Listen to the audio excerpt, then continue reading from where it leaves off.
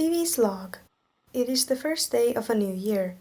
It is also the first time that I have celebrated the changing of the year somewhere away from home.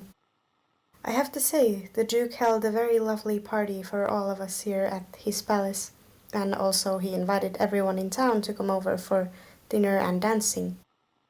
Even the disappointment of the Countess's lack of presents couldn't dampen his mood completely. Her uncle and his friend did show up and were horrendously drunk halfway through dinner. I was also saddened not to see the Countess, for I can't imagine how lonely she must be. As it was for me, this would have also been her first New Year celebration without her brother. I hope that the servant girl, Greta Marie, is keeping her company, though the girl likely has her own family to go and see. Perhaps I should try to go tomorrow. No. So far, I've only gone to see Lillian again when she has asked me to go. It would be an intrusion, and also the Duke would probably not like it. But back to the party. While it was a joyous occasion and everyone else was only focusing on the food, drinking, dancing and whatnot, I took it as an opportunity to try and ask the people from town what they knew of the rot in Illyria. Of course, I was subtle about it, as I didn't want to upset anyone or for any people to get worried either if they didn't know, although they probably should be more worried. The Duke has decided that it is better for most people to be in the dark about what is happening. I heavily disagree, and we have argued about it several times already. With more time, I do think that I can change his mind.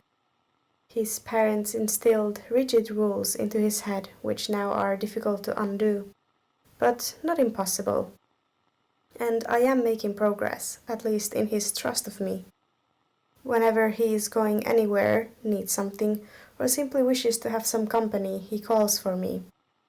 For a week now he has had me take breakfast with him, something which Valentine heavily disagreed with since I am a servant and not of nobility like the Duke. While these have been very enjoyable, I've also needed to focus harder and harder on not letting my facade fall. I also need to stop considering telling the Duke the truth. It would not go well overall, I think. I've become far too entangled here as Kieran, not Vivi. Vivi would never be allowed as much freedom as Kieran has been, not even mentioning the visits to the Countess. No, it can never be. Until I have left Illyria, I must keep my disguise up. I don't despise it, dressing as a man, but it isn't always comfortable either. Anyways, from what I gathered at the party, it seems most guests have a vague inclination that there is something wrong in Illyria, but they trust their Duke to know what to do. I suppose given how much closer they are living to the Duke, their feelings about him are more admiring than those of the farmers further away. I have sent a letter to Blue Heart Farm to ask for an update on them, and I am waiting for their response. The coachman takes very few trips around Illyria, and thus it takes a while for messages to be delivered. Given how long I have now been here, I have become somewhat accustomed to the lack of communication with the outside world. It has been confirmed to me that the Tennis Corporation has no outpost on Arinon. In fact, it hasn't had one for years. To get in contact with the nearest outpost, I have had to send a very expensive letter. First, it was sent electronically to Arinon itself, and there it was transcribed onto a physical copy. And then the intergalactical delivery system picked it up, take it to the planet Kino-8, where it will have to be sorted and delivered to the Arinon outpost there. At least if that outpost is still open. I obviously couldn't afford to pay for all of this, but the Duke has been kind enough to pay all of the fees. I've told him more about the Tennis Corp, and while he isn't that interested in all that we do, he does think it would be nice to visit Kiskes. Apparently, he has never been outside of Illyria and Arinon. Of course, he still has plenty of time for travel. He is young. But taking care of Illyria does take up all of his time. I had to bite my tongue when he remarked that a wife would help remedy that, as she could stay behind and take care of his business while he could explore the galaxy. I don't think that I hid my expression very well, however, as the Duke quickly insisted that he had been joking. While I can't be sure whether he had been or not, his remarks do align with the social structures of Illyria. Apparently Valentine has a family, a wife and 3 children, but he only sees them to bring home money. His wife does everything else, which is completely unfair. When I told Valentine as such, he scoffed and claimed that as a foreigner I didn't understand how life here on Illyria worked. I think I spotted Valentine's family at the ball, or at least I assumed that the lady he was quietly arguing with likely was his wife, as I had never before seen her, so she couldn't have been a servant. When the countdown passed and the party began to settle down, I headed off to sleep. Before I could reach my rooms, however, the Duke found me first. He had also been drinking and was at least very quite tipsy. But he bowed to me and told me that he was very glad that I had found my way to Illyria, and that he looked forward to the new year very much. I told him that I felt the same and was glad to be able to get to my room quickly. He makes it so difficult to forget what I have decided clearly in my head. This morning, I think that I am the first one to be awake after the night celebrations. I think that I will continue with some of my work in the laboratory before I go to search for breakfast from the leftovers at the party.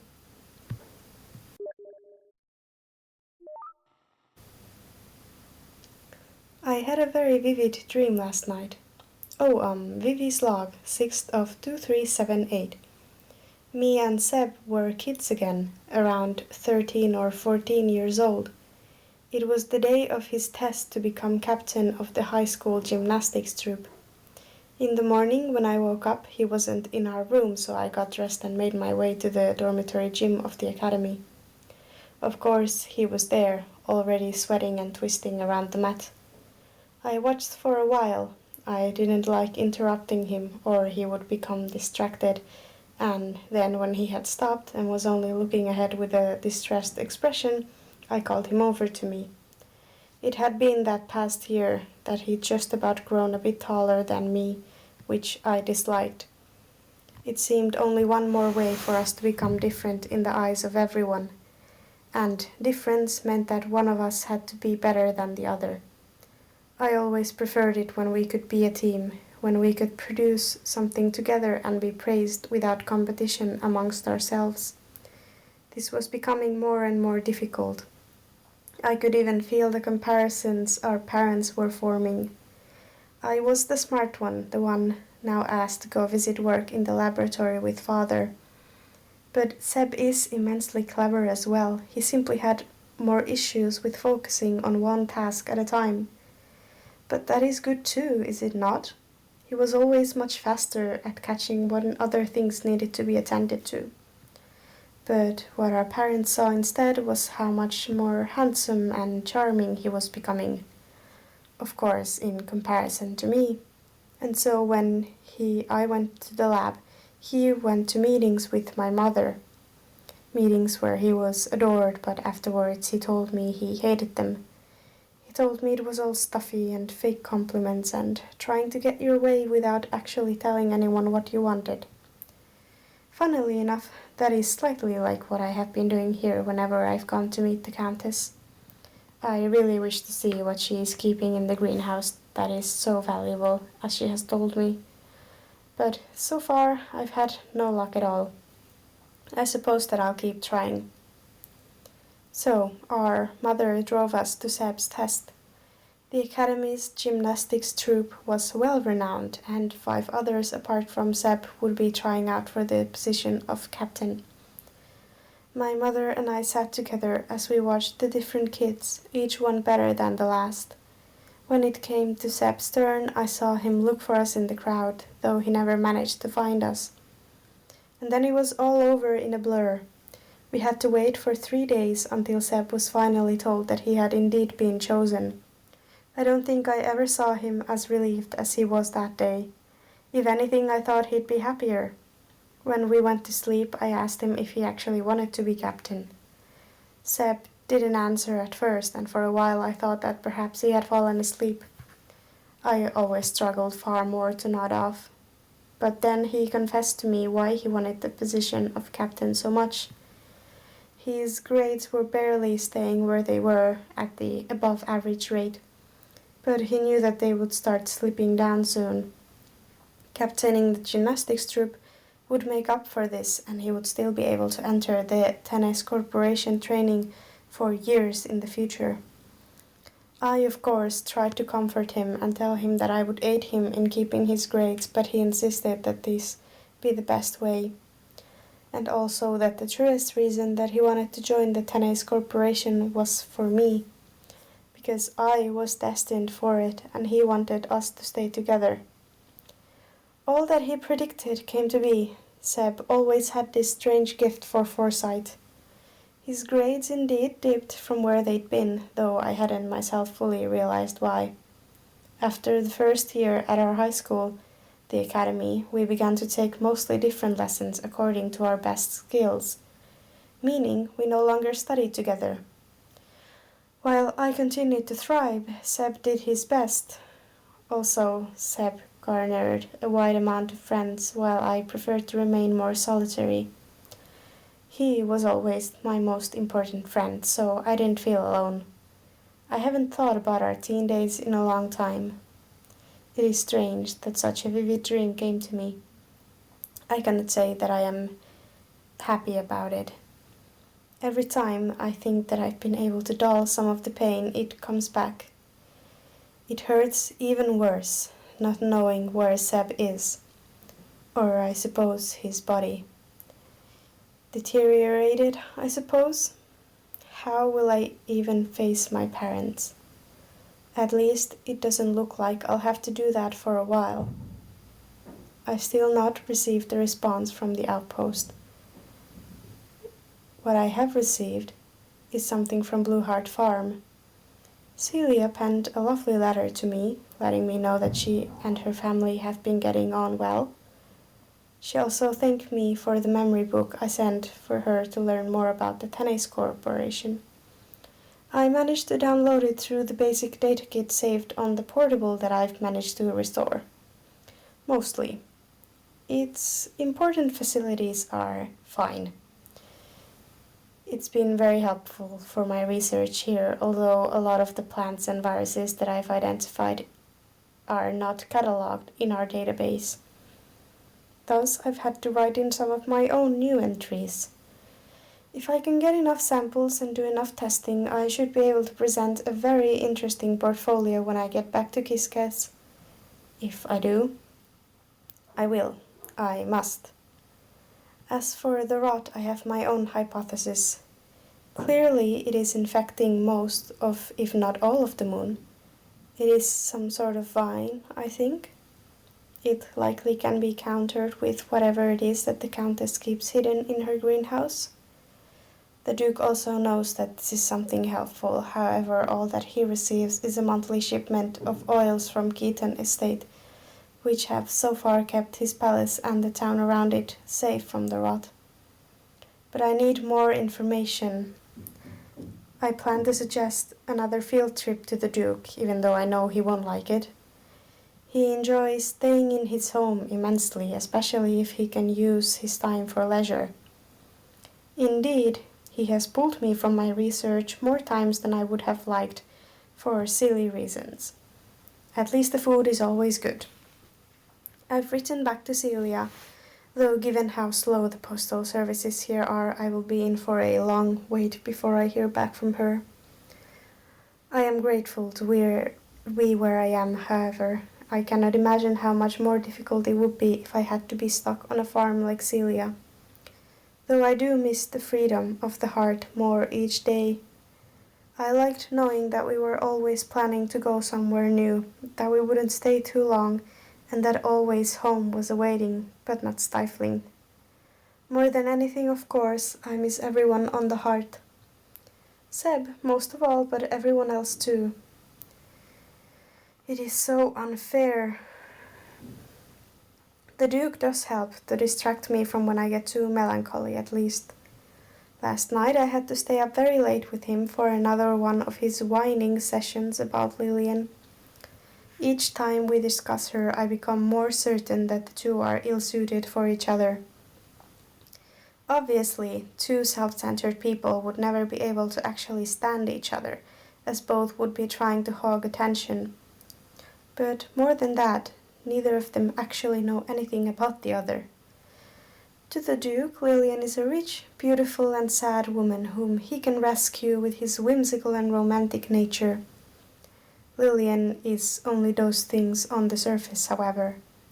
I've witnessed how caged she is and how clever she is. No one realizes how well she keeps Keaton Estate under her control and how slowly, but I hope at least, surely she is machinating for the estate to finally completely pass on to her.